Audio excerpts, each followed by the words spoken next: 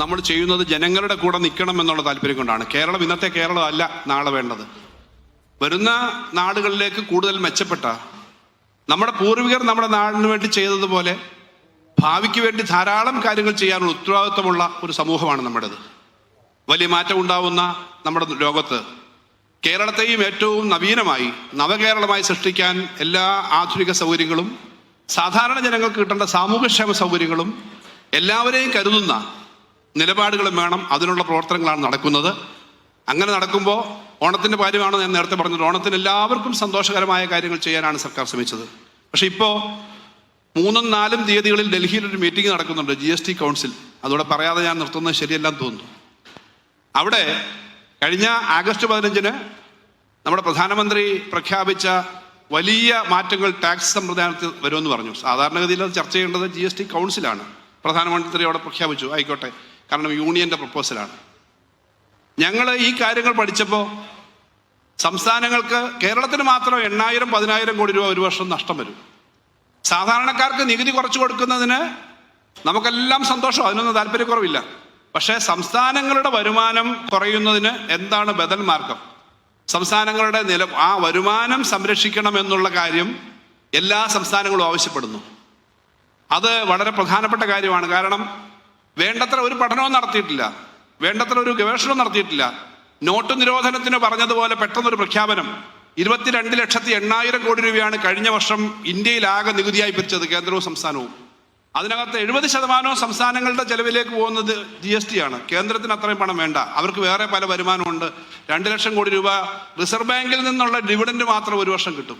അങ്ങനെ കിട്ടുന്നതാണ്. അപ്പോൾ അവർക്ക് ഈ പണം വലിയ പ്രശ്നമല്ല. അവരുടെ ആകെ ചെലവിൽ 20-25% ഉള്ളൂ GST. സംസ്ഥാനങ്ങൾക്ക് 70% ഇപ്പോൾ ഉള്ള വരുമാനം കുറയും. അതിനകത്ത് 70% GST ആണ്. അതിനകത്ത് ഈ വരുന്ന കുറവിനകത്ത് ഒരു 20% കുറയുമെന്നാണ് കണക്ക്. കേരളം മാത്രം 10,000 കോടി കുറഞ്ഞാൽ എങ്ങനെയായിരിക്കും ഭാവി?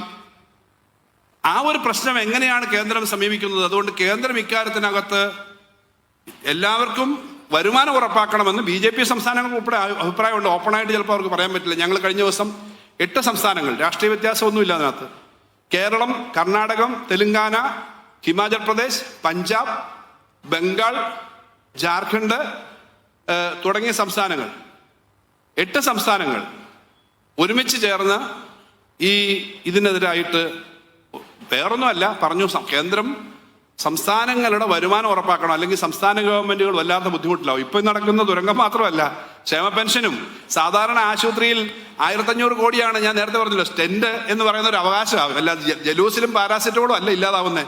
സ്റ്റെന്റ് പോലും ഒരു അവകാശമാണെന്ന് ചിന്തിക്കുന്ന തരത്തിലേക്ക് കേരളത്തിലെ ആരോഗ്യരംഗം മാറിയത് കൊണ്ടാണ് ഇന്ത്യയിലെ ഏറ്റവും മെച്ചപ്പെട്ട ആരോഗ്യരംഗം എന്ന് കേരളത്തിന് പേര് കിട്ടിയത്. അതില്ലാതാവരുത്. ഇന്ത്യയിൽ ഞാൻ പറഞ്ഞതിനകത്ത് 3 സംസ്ഥാനങ്ങൾ കോൺഗ്രസ് ഭരിക്കുന്ന സംസ്ഥാനങ്ങളാണ്.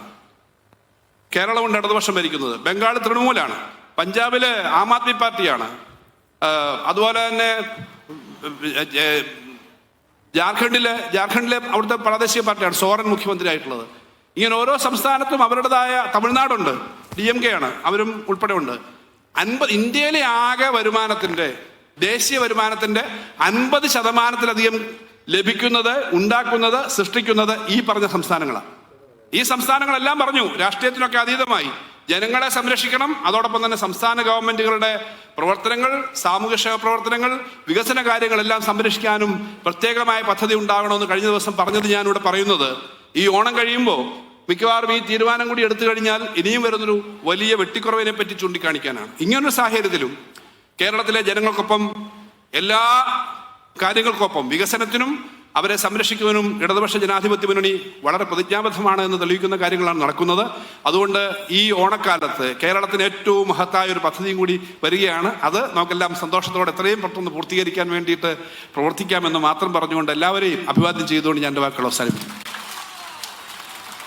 ചടങ്ങിൽ ഔപചാരികമായി സ്വാഗതം ആശംസിക്കാനായി ബഹുമാനപ്പെട്ട തിരുവമ്പാടി MLA-യും സംഘാടക സമിതി ചെയർമാനുമായ ശ്രീ ലിൻഡോ ജോസഫിനെ സ്നേഹത്തോടെ ക്ഷണിക്കുന്നു. ഏറ്റവും സ്നേഹം നിറഞ്ഞവരെ, നമ്മുടെ മലയോര മേഖലയുടെ സ്വപ്ന പദ്ധതിയായ ആനക്കാമ്പയിൽ കള്ളാടി മേപ്പാടി തുരങ്കപാതയുടെ ഔപചാരികമായ നിർമ്മാണ പ്രവൃത്തിയുടെ ഉദ്ഘാടനം നിർവഹിക്കാൻ വേണ്ടി പോവുകയാണ്. കൂടുതൽ കാര്യങ്ങളിലേക്കൊന്നും കടക്കുന്നില്ല. ഏത് പ്രതിസന്ധികൾ ഉണ്ടായാലും ആ പ്രതിസന്ധികളെല്ലാം മറികടന്ന് കേരളത്തിൻ്റെ ഏത് വികസന പദ്ധതിയും നടപ്പിലാക്കാൻ സർക്കാർ പ്രതിജ്ഞാബദ്ധമാണ് എന്ന നിശ്ചയദാർഢ്യത്തോടുകൂടി കേരളത്തെ നയിച്ചുകൊണ്ടിരിക്കുന്ന കേരളത്തിന്റെ പ്രിയങ്കരനായ മുഖ്യമന്ത്രി ശ്രീ പിണറായി വിജയൻ അവറുകളെ ഏറെ സ്നേഹത്തോടുകൂടി ഈ പരിപാടിയിലേക്ക് സ്വാഗതം ചെയ്യുകയാണ്. ഈ ചടങ്ങിന് അധ്യക്ഷത വഹിക്കുന്നത് ആനക്കാമ്പിൽ കള്ളാടി മേപ്പാടി തുരങ്കപാതയുടെ യാത്രയിൽ ഒരുപാട് തടസ്സങ്ങൾ ഉണ്ടായപ്പോൾ ആ തടസ്സങ്ങളെല്ലാം മറികടക്കുന്നതിന് കൃത്യമായ നേതൃത്വമായി ഞങ്ങളുടെ മുന്നിൽ നിന്ന് നയിച്ച കേരളത്തിന്റെ പ്രിയങ്കരനായ പൊതുമരാമത്ത് ടൂറിസം വകുപ്പ് മന്ത്രി advocate P A Muhammad Riyas അവറുകളെ ഏറെ സ്നേഹത്തോടുകൂടി ഈ ജനാവലിക്ക് വേണ്ടി സ്വാഗതം ചെയ്യുകയാണ്. കേരളത്തിന്റെ ഏറ്റവും പ്രിയങ്കരനായ ധനകാര്യ വകുപ്പ് മന്ത്രിയാണ് നമുക്ക് വേണ്ടി ഇവിടെ സംസാരിച്ചത്.